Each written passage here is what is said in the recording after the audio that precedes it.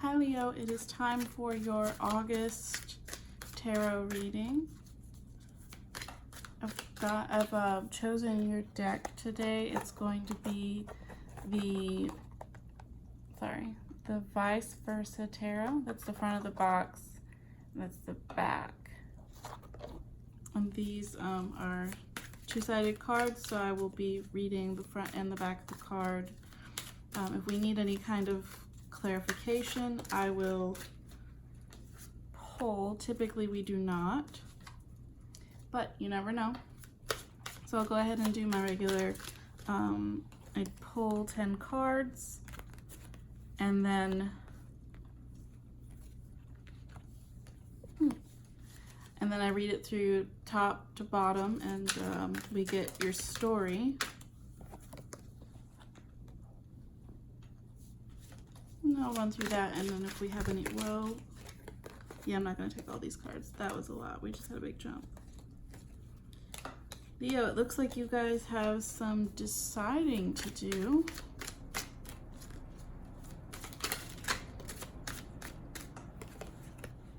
So far we have the 10 of Cups, the 2 of Cups, we have Justice, which came up, sorry, not Justice, Judgment, which came up in reverse. We have the 5 of Swords, the 4 of Swords, and the 3 of Wands. We need 4 more cards. All right, we've got the King of Wands, the Hanged Man in reverse,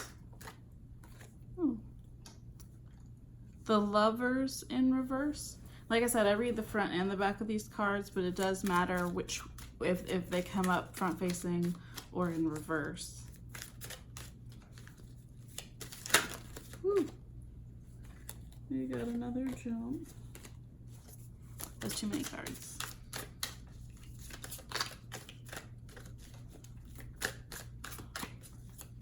It looks like you guys still have a lot of decision to make in this.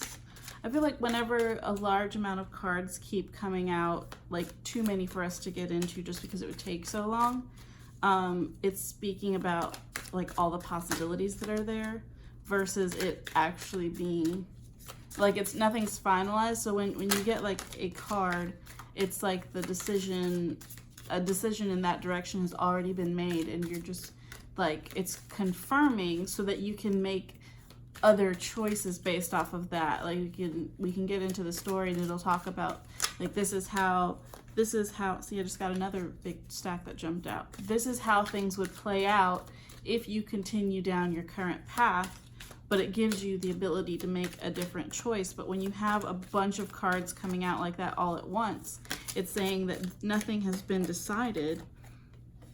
All right, so we've got the Hierophant in reverse as well. So I'm going to set these aside, and we'll pull from them again if we need to clarify anything, but I'll go ahead with your reading. But I do keep that in mind, that we had those 3 different big jumps of cards come up, because that means there's so much stuff in what you're dealing with right now that you haven't decided, and this reading is purely based off of the decisions that you've made at the time that you watch this. So we have the 10 of Cups, and this is what it looks like in reverse. And this one, I do like this card a lot, because this picture is actually the picture that comes up on the Ace of Cups for this deck. So it's kind of, this would be the shadow side of the Ace, like it's coming full cycle in that. And this is a relationship.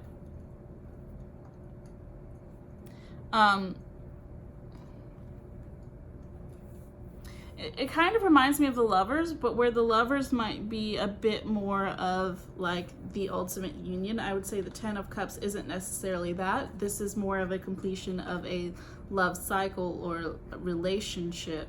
We have that, and the reason I say that is because of some of the other cards, because we actually do have the Lovers in this reading. And I do want to make a note that you have 4 major arcana, so this is a big shift. This is how the 2 of Cups came up. And you can see again here in the middle, it does reference that Ace of Cups. And again, it's talking about here, this is, so if it was this, I would say it's like more fully, I don't want to say, it's, so either way, this is speaking about emotional healing, but this is like, this can also be balance within yourself, like your masculine and feminine. But with the 10 of Cups and the Lovers coming up in this reading, I feel like you are doing some shadow work and healing your emotional body.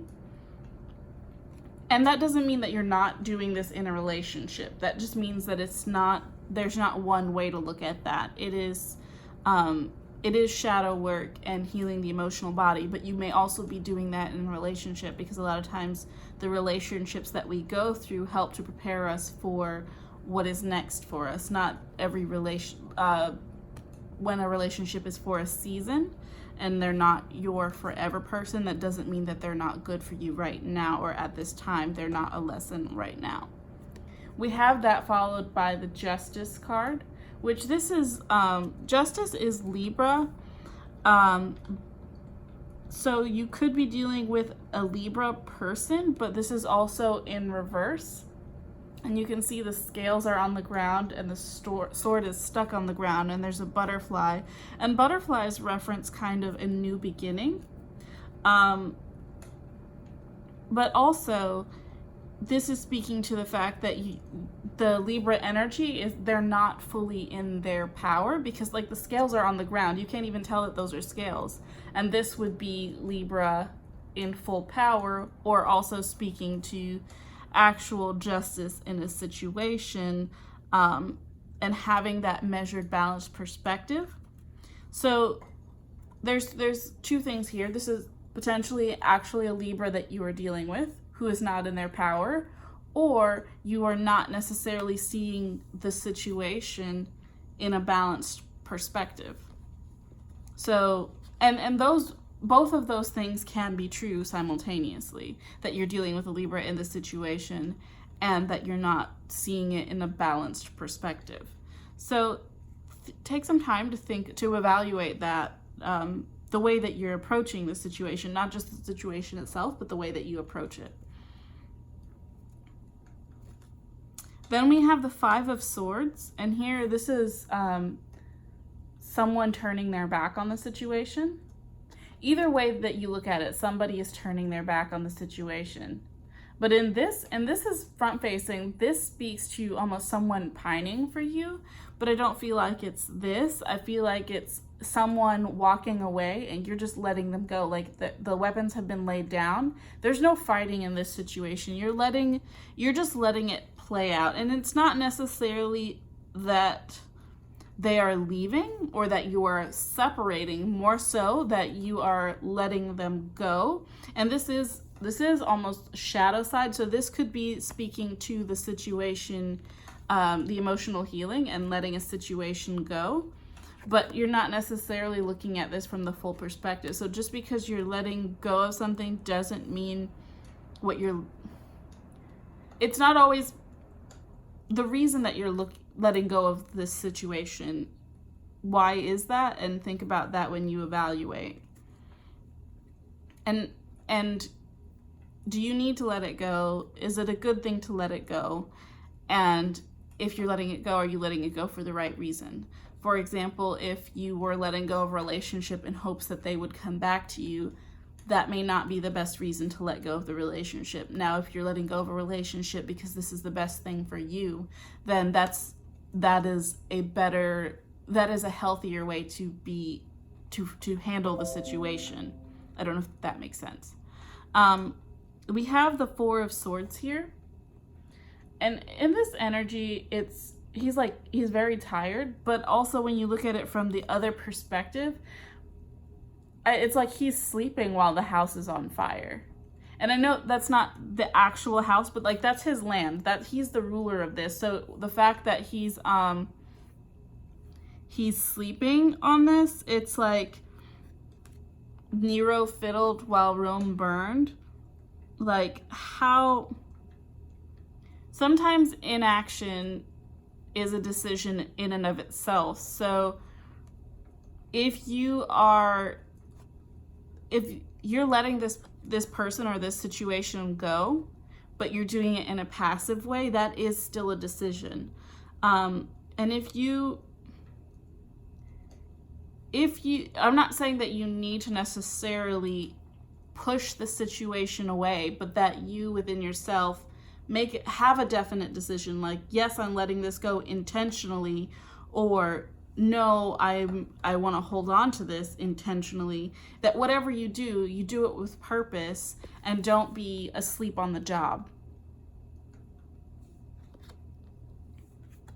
Then we have the Three of Wands, and this is yin and yang here, and either way you look at it, there is that. But you can also see that he's coming out of this forest.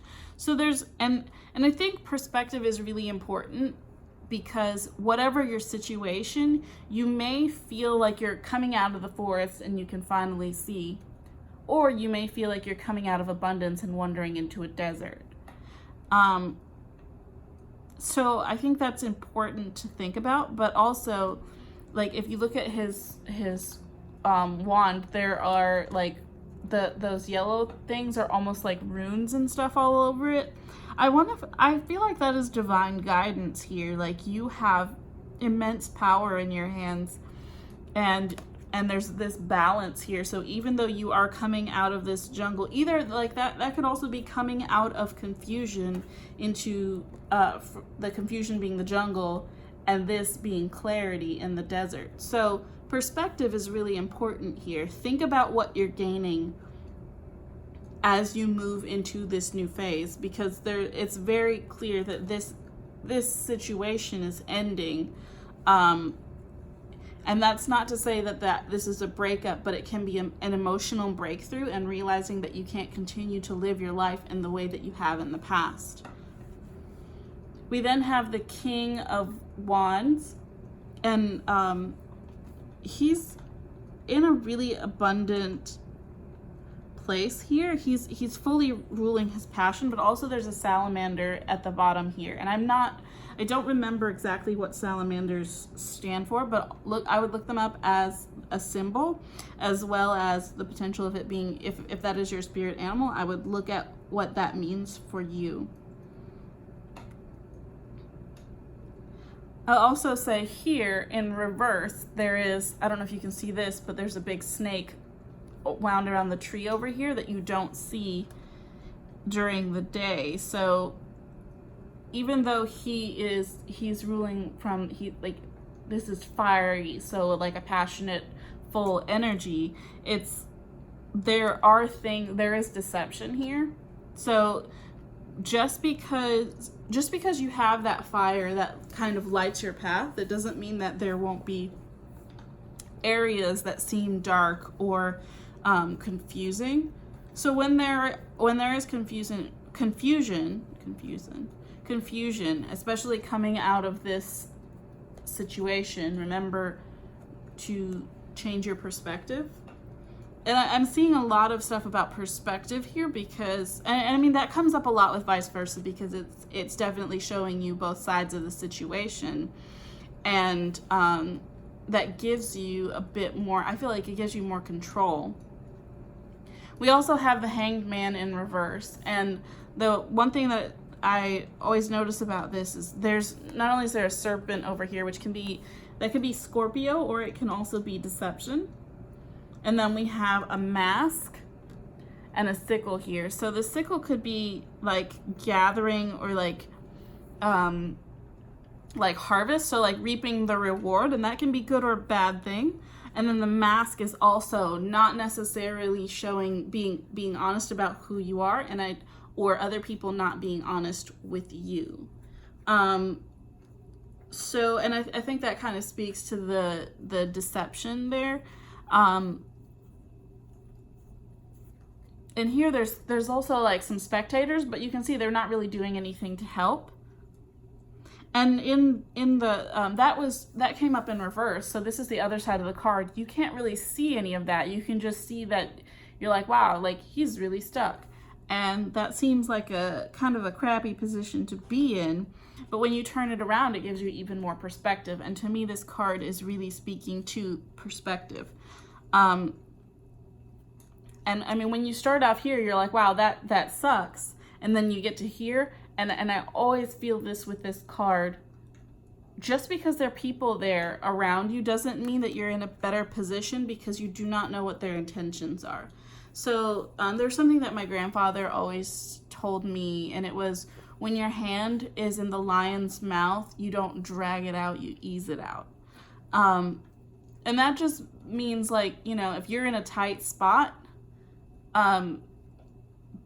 you don't want to be more aggressive necessarily, because that can do more damage. So like letting people know that you're in a tight spot here, that you're stuck, not the best idea. So be careful who you trust with the information. Be careful who you confide in, Leo. I feel like the person or people that you might typically confide in may have other motives that you are not aware of in this situation.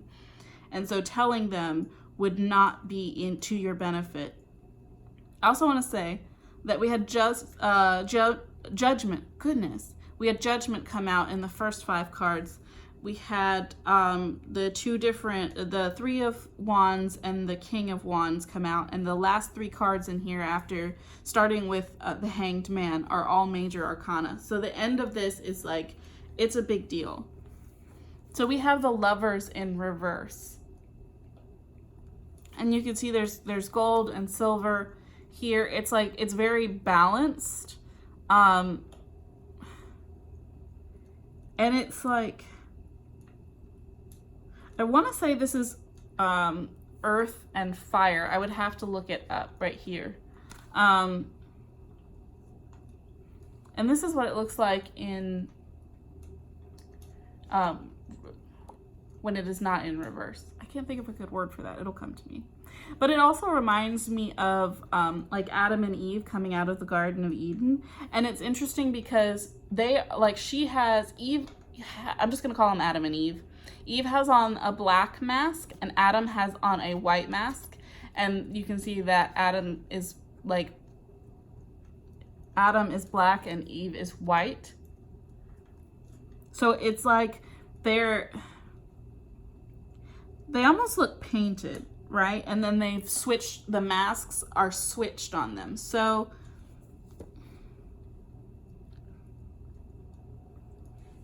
I feel, and there's also this mask over here. So masks are coming up a lot, and I feel like it's not being, and you can't see this in the reverse, but there's like, it's shadow side, right? So not being truthful, or not even truthful, but not being open about who you really are.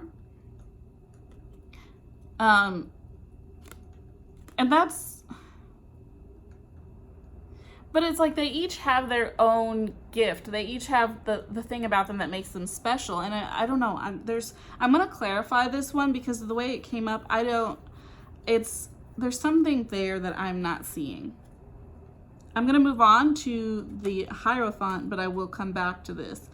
Oh, I really like this. So the Hierophant has an apple, and it's like Adam and Eve is really coming up here, but I've really been resonating with Lilith. And if you know where your Lilith is, I would definitely check that out. But we've got the apple here.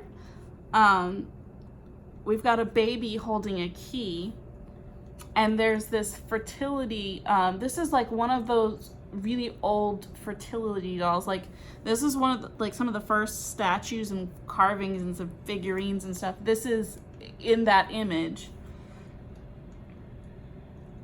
As well as having a pentagram on the, well, it's just a star because it would be upside down if it was a pentagram. So this is the Hierophant. You don't really see that on most other cards because here it's like giving that kind of holy deified figure who's also in a mask, with a gold and silver key here. And again, we've got gold and silver in the Lovers card. And there's also, there's something else about this that's interesting. There's like studying and bringing a candle and trying to understand truth. But the keys are right here, and when we turn that around, we have the baby with the key. And it's like your inner child has a lot of the answers that you're looking for.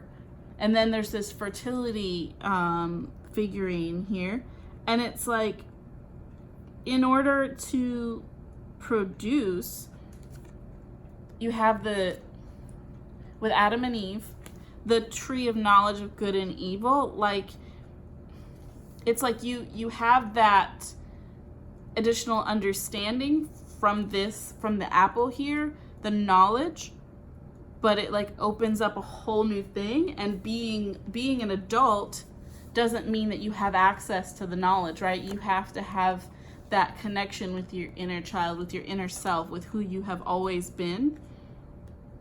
And without that connection, you're not going to be able to understand, even if you do have a book, even if you do have a light, even if the keys are right there, you're not going to know what to do with it.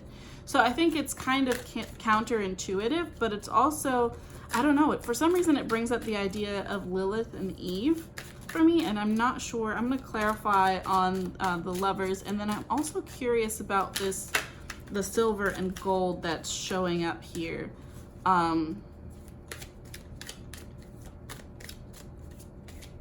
Because we have the gold on the masculine side and silver on the feminine side. We also have gold and silver keys with the Hierophant, and they have this cross, and it's also got a serpent wound around it. And there's a passage, and I don't really get into the Bible much, but I think about this because it was when the children of Israel were leaving Egypt, and they were out in the wilderness in this, I want to say, a mountainous region, and there were like some kind of snakes, and everyone was getting bitten by snakes, and they were dying, and there was one of the guys was like, what do we do? And they were praying about it, and he was like, make an idol basically of this brass snake, and everyone who looks at it will be healed. So they like make this whole thing, and people who will at least look at this statue will be healed. And so it's almost like a reference to that as well, of like, if you can just look at this and be open to it, you can find what you're looking for. As far as internally, if you can be open to this, you can heal. That was a really long roundabout way of saying that. This card here that came up, let me look at the name of it. It is the number 2 card, and I do not remember what that was. This is the card that came up. This is the front of it, but it did come up in reverse. And that is what the front looks like again. Let's see, which one is this? The High Priestess. So to clarify the lovers, the High Priestess is what came up. And again, there's these keys here. And there's masculine and feminine. There's a red flame and a blue flame. There's the yin and the yang. There's your masculine and feminine healing. There's that love relationship to help you with the serpents for the medical symbolism for healing. There's the serpent here for healing. And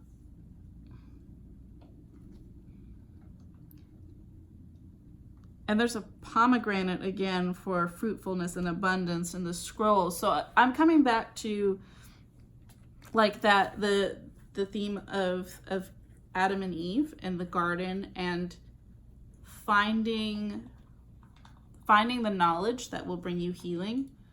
I think that is. Ooh, also this symbol right here. This one is Egyptian that she's got over her head. I want to say that's for another reference to fertility. blue and purple, I want to say, are also royal colors, which we have in the Hierophant as well. He's got that purple thing around his neck as well as the blue robes. She's got blue and purple robes. And there's a pomegranate, which is, again, a symbol for fertility. And I believe pomegranate is considered an aphrodisiac. I'd have to double check that. But then again, on the back, we've got that red and the blue flame, the balance, the gold key and the silver key. In order for you to heal, Leo, you have to bring your masculine and feminine into balance.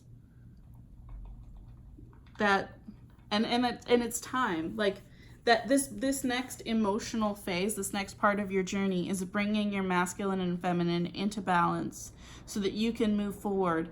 And you may be releasing a relationship to do that. But don't. Earlier I was in an interview. Yeah. Don't let that stop you. Leo, I hope this was helpful, and I will be back with your August pet reading. And